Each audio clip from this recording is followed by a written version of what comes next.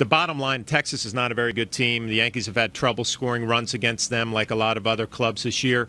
But they showed me something last night. I mean, it would have been very easy to roll over and, go into that clubhouse losing 2 in a row to Texas, having Darvish pitching tonight, to be able to come back in that 14th inning, Gardner setting the tone there. I mean, it was a really, really nice win for them. It was a great win, and it also relieved some of the pressure facing Darvish. Now, speaking of Darvish, we hit on this a little bit on the broadcast yesterday on My 9. Darvish came out in an interview with the Japanese media, and he's not very open, but this was a very open interview that he gave.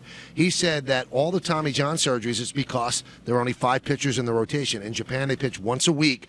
He said, doesn't matter how many pitches you throw. That's the mistake they make. He said, you could throw 140, but if you have 5 days between starts rather than 4, the body can rebound and heal. Do you believe that would stop Tommy John surgeries? I think everybody has so many different opinions on this. Never being a pitcher and going through the stress of throwing 110 pitches and then trying to rebound for your next start. I can't answer that.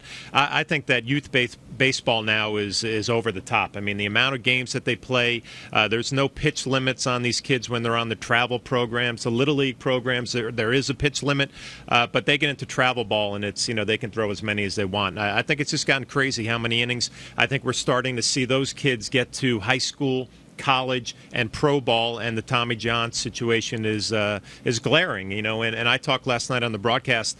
Good friend of mine is Jamie Reed, the trainer with the Texas Rangers, and they have gathered so much information now on Tommy John, and guys come back 60% of the time. They come back stronger 20% of the time. I think we all think everybody comes back naturally stronger. It doesn't always work out that way, but there's so much information now because there are so many cases of it. It's sad. And I really think that the owners have to put even more money into information gathering, because this is big money that's dead on their roster that they're paying and they're not getting anything back. These pitchers make a lot of money that go on Tommy John leave. And even if you don't make a lot of money, look at the Mets. Their season was compromised when Matt Harvey went down last year. You can't keep losing star pitchers like this. No, the Mets obviously a glaring example with Harvey. And the Yankees situation with Tanaka, we don't know how this is going to play out. But this is a guy mechanically who you thought was sound. Obviously a Japanese pitcher that Darvish has talked about with the extended rotation. Who knows what the issue is? Oral Hershiser actually made a comment that I thought made a lot of sense.